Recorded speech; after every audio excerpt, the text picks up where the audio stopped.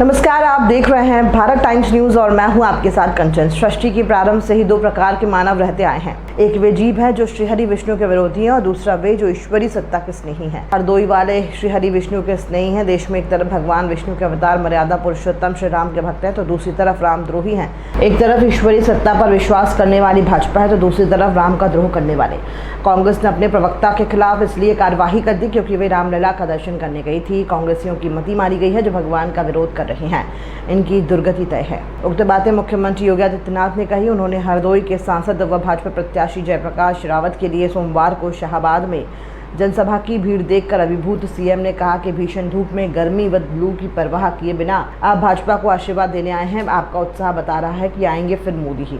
पूरे देश में जनता कह रही है कि जो राम को लाए हैं हम उनको लाएंगे। राम को लाने राम भक्त ही आएंगे, रामद्रोही नहीं। सीएम योगी ने कहा कि हरदोई में भी मेडिकल कॉलेज बन गया है। गंगा एक्सप्रेस वे भी हरदोई से होकर जा रहा है। गंगा एक्सप्रेस वे के जरिए हरदोई से दिल्ली महज 4 व प्रयागराज 150 घंटे में पहुंच जाएंगे। इसमें औद्योगिक क्लस्टर बनेंगे। हजारों नौजवानों के लिए नौकरी व रोजगार के अवसर भी आएंगे। कांग्रेस व सपा सरकार के समय गरीब भूखे मरता था, आज 80 करोड़ लोगों को फ्री में राशन मिल रहा है। इन लोगों ने 65 वर्ष शासन किया पर कुछ कर नहीं पाए। उत्तर प्रदेश में किसी के बीमार होने पर हम पीड़ित के जनधन अकाउंट में पैसा भेजते हैं और कहते हैं कि इलाज कराओ। अब आने वाली सहायता में कोई कमीशन नहीं ले सकता क्योंकि जनधन अकाउंट खुल गया है। कांग्रेस सपा शासन में किसान आत्महत्या करता था, आज उसे किसान सम्मान निधि मिल रही है।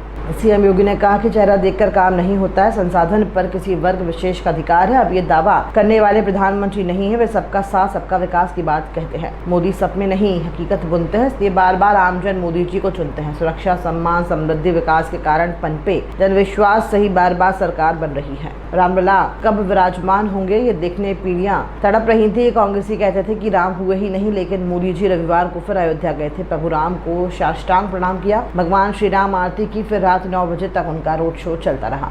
अयोध्या के साथ ही पूरे देश से भी 1 लाख लोग वहां पहुंचे थे। काशी विश्वनाथ धाम हो या विंध्यवासिनी धाम, अपने यहाँ के मठ मंदिरों को देखिए, यहाँ भी धनराशि उपलब्ध कराई है। सीएम योगी ने कहा कि भाजपा सरकार में भेदभाव के हित दूर हो गए हैं कि कब्रिस्तान के लिए पैसा आएगा और शमशान घाट के लिए नहीं आएगा। बिजली केवल 4 जिलों को नहीं बल्कि सभी 75 जिलों को समान रूप से मिल रही है। सीएम ने कहा कि युवाओं के लिए भारत को विकसित बनाना है। आने वाली पीढ़ी 25 साल बाद भी खुशहाल रहे, कोई गरीब कमजोर बदहाल ना रहे, ऐसा भारत चाहिए और इसके लिए मोदी आज जरूरी है।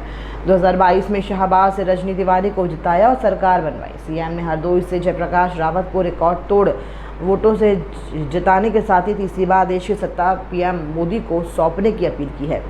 इस अवसर पर योगी सरकार के मंत्री नितिन अग्रवाल, रजनी तिवारी, हरदोई के सांसद व भाजपा प्रत्याशी जयप्रकाश रावत, राज्यसभा सांसद अशोक वाजपेयी, पूर्व सांसद नरेश अग्रवाल, विधायक माधवेंद्र प्रताप सिंह, श्याम प्रकाश, प्रभाष कुमार, विधान परिषद सदस्य अशोक अग्रवाल, भाजपा जिलाध्यक्ष अजीत सिंह आदि मौजूद रहे।